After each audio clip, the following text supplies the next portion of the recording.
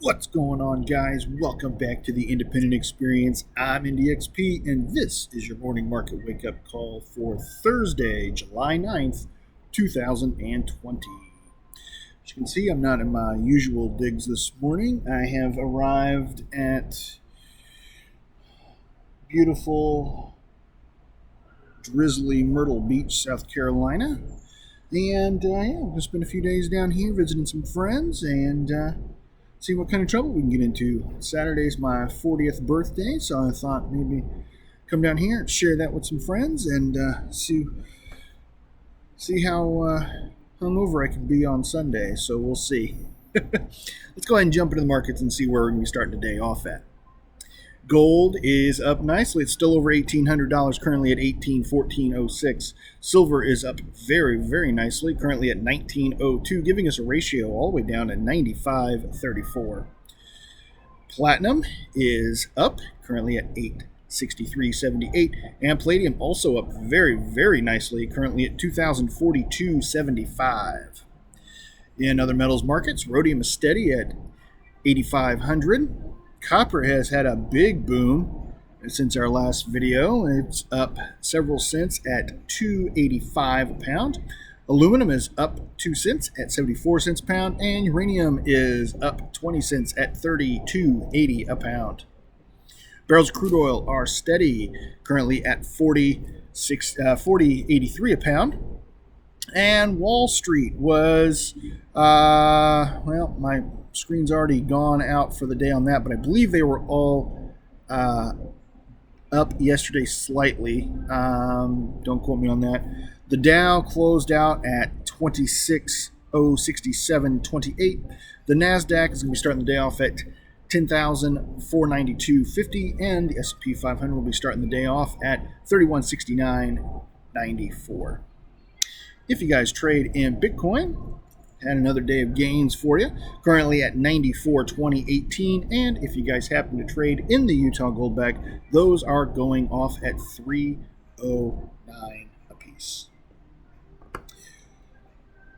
Speaking of traveling, I had to wear this bad boy the whole flight. For somebody that doesn't fly well, let me tell you, getting down here, I look a little rough. That's because I don't like to fly.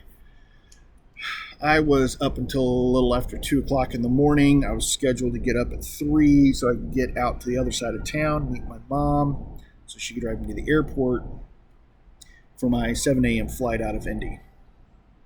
My mom woke me up at 5:40 with a phone call, and it was like 20 minutes from when I needed to be on the plane. So I gathered my stuff together. I already had my bag packed. Already had everything ready to go. Just had to throw a few quick items in there. Make sure the cat, Chipotle, had enough food, and then run out the door. I got on the road at 5:55, and the doors on the plane closed at 6:45. So I had 50 minutes to get from my house to the airport, get parked, get through TSA, and get boarded.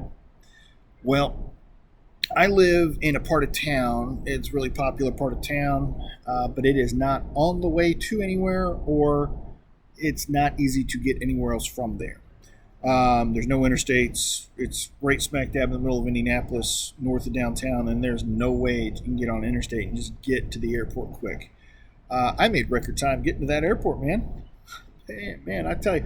Got to the airport at 6:30, and if there had been a longer line at TSA, I wouldn't have made it. They were getting ready to lock the door on the plane when I rolled up. If it would have been a further terminal from the further gate down the terminal, I would not have made it. So, but I did make it, and managed to have a few breakfast of champions on the way down. So, what I want to talk about today is travel insurance.